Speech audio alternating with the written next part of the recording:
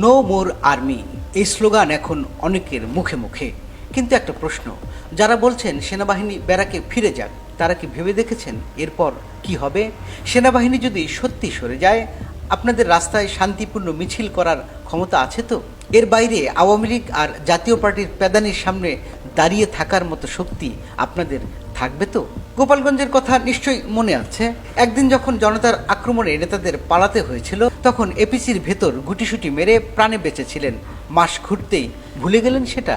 এখন প্রশ্ন হচ্ছে, আপনারা আরেকটা গোপালগঞ্জ পাবেন, আরেকটা এপিসি পাবেন পালানোর জন্য? আজকে যারা বড় গলায় বলছেন নো মোর মিলিটারি, তারা ভুলে যাচ্ছেন জনগণ বারবার সবকিছু ক্ষমা করে আবার রাজনীতিকে সুযোগ দিয়েছে, কিন্তু প্রতিবার রাজনীতিবিদরা সেই আস্থার প্রতিদান দিতে ব্যর্থ হয়েছেন। অনেকেই ভাবে সেনাবাহিনী রাজনীতি করতে মরিয়া, কিন্তু আসল সত্য হলো ব্যারাকে ফিরে যেতে পারলে সবচেয়ে বেশি খুশি হবে সেনাবাহিনী নিজেই, কারণ সেনাবাহিনীও জানে রাজনীতি তাদের কাজ না। কিন্তু এখানে কথা থাকে, আপনারা কি অন্তত একটা শান্তিপূর্ণ মিটিং মিছিল করতে পারবেন? যদি আপনারা নিজেরাই আইন শৃঙ্খলা সামলাতে না পারেন, যদি প্রতিটি সভা সমাবেশ পরিণত হয় ভাঙচুর আর মারামারিতে, তাহলে জনগণ নিজেরাই আবার সেই এপিসি ডাকবে। নুরুল হক নূরের উপর সাম্প্রতিক হামলার ভিডিও খেয়াল করেছেন? সাধারণ নেতার উপর হামলা হলে কর্মীরা চারদিক থেকে ঢাল হয়ে দাঁড়ায়, কিন্তু নূরের ঘটনায় দেখা গেল যেন সবাই ইচ্ছা করে সামনে দিয়ে সরে গেল আর নেতা পিছনে একা পড়ে গেলেন। এটা কি শুধুই কাকতালীয়, নাকি রাজনৈতিক খেলার আরেকটা স্তর?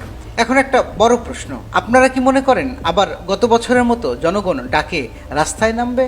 যদি তাই ভেবে থাকেন, তাহলে বোকার স্বর্গে বাস করছেন, কারণ জনগণ এখন অনেক ক্লান্ত।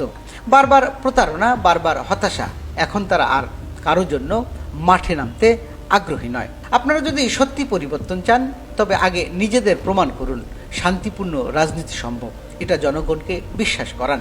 এই ফাঁকে পিনাকিদের কথাও মনে রাখুন, তারা আসলে চায় বিশৃঙ্খলা, তারা চায় সেনাবাহিনীকে জোর করে রাজনৈতিক খেলায় নামানো হোক। আপনারা যদি স্লোগানটা ভালো করে না বোঝেন, তাহলে তাদের হাতের খেলায় পরিণত হবেন। তাহলে প্রশ্ন হলো, নো মোর আর্মি বলছেন, কিন্তু এরপর কি হবে ভেবে রেখেছেন?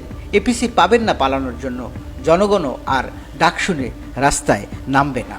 তাহলে কে বাঁচাবে আপনাদের? আওয়ামী লীগের প্যাদানি, জাতীয় পার্টির লাঠি, নাকি আবার সেই একই সেনাবাহিনী? এখন সময় স্লোগান নিয়ে নয়, বাস্তবতা নিয়ে ভাবার, কারণ স্লোগান যদি হয় অন্ধ, তবে ভবিষ্যৎ নিশ্চিত অন্ধকার।